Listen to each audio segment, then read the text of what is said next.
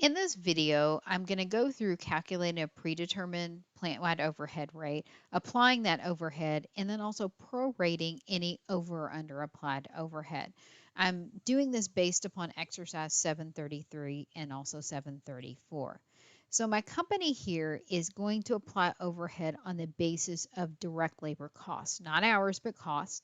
And so the starting point is estimating overhead and also the activity that we're basing overhead on, and that's direct labor costs, and they've already done it. They estimate that overhead is to be 625,000 and direct labor costs is estimated for year 2 to be 500,000. So we simply, to calculate our plant-wide predetermined overhead rate, take the $625,000 in estimated overhead costs divided by the 500,000 in estimated direct labor costs, and I get what is either 1.25 or 125%.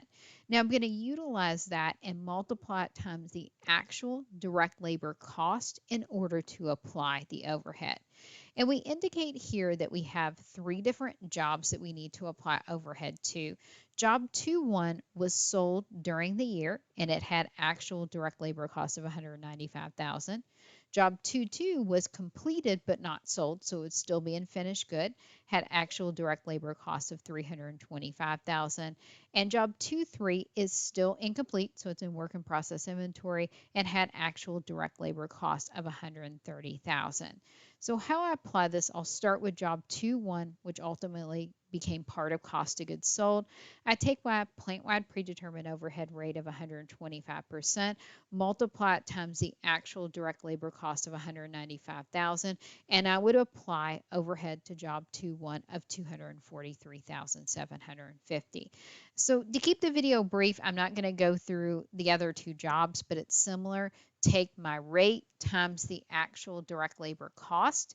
In total, if we add all this up, 243,750 to job 2-1, 406,250 to job 2, and 162,500 to job 2-3.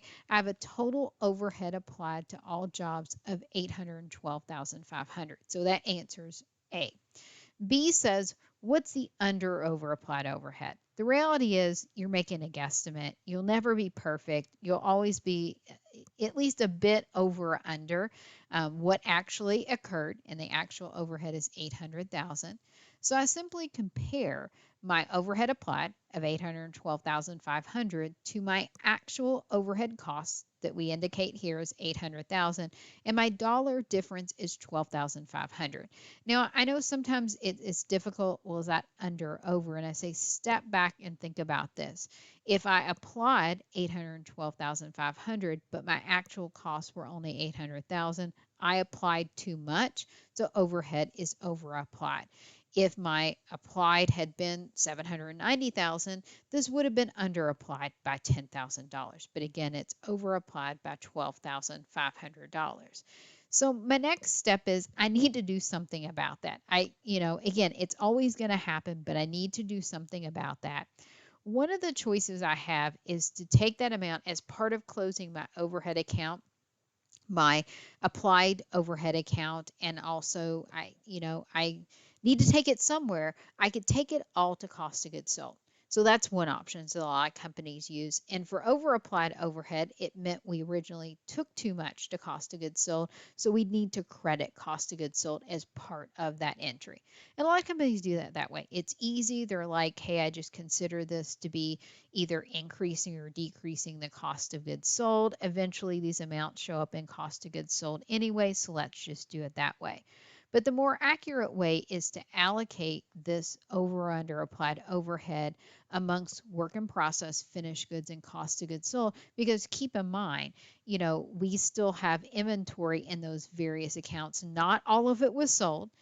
So that's the more accurate way to allocate it. So I'll go through that process. So I'm just going to set this up here so I can go ahead and allocate it. And ultimately, let's just walk through job 2-1 as an example. We're going to allocate the overhead based upon its proportion of overhead that was applied to it relative to the other jobs. So for example, recall for job 2-1, we had applied $243,750 worth of overhead. Divide that by the total overhead applied to all jobs, which is 812,500. I don't have it listed here, but that would be 30% of the applied overhead was applied to job 2-1. Take that 30% times the applied overhead of 12,500. And so we would allocate applied overhead to job 2-1 of $3,750. And I would continue with that for job 2-2, for job 2-3 until I add up to the total applied overhead and allocate it amongst the jobs. Keep in mind what categories of inventory these fall within. Job 2-1 has been sold, so we're going to take that to cost of goods sold. Job 2-2 has still in finished goods, so we're going to take that to finished goods. And job 2-3 is in work in process, so we're going to take that to work in process. Again, I know I'm not giving you all the amounts, so I'll make you work for that. But I want to show you part of the journal entry. Now, part of this will always stay the same no matter if we're doing over or under applied overhead. And that's our debit to applied manufacturing overhead and our credit to manufacturing overhead control. Those are always the same. When we're applying overhead, we're crediting applied manufacturing overhead and debiting work in process. Now we want to zero out the account. We're going to have to debit that account for the amount applied, which is 812,500.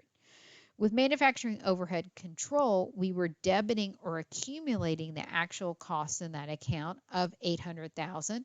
So now we're going to credit that account to again clear it out. Both of these accounts are on a temporary account. They should never show up on our financial statements. And again, we've chosen to prorate that difference of 12,500. Well, 3,750 of it would go to cost of goods sold because job 2-1 was sold. And again, step back on this. Why are we crediting it? Because we originally debited cost of goods sold for too much. We applied too much overhead, so we want to credit it to reduce it. It'd be similar, although I haven't given you the dollar amounts. I would credit finished goods for job 2-2, the amount of applied overhead I'm going to allocate to it, and work in process, again, credit it for the amount of applied overhead I would allocate to job 2-3 because I added too much into them. I originally debited too much into those.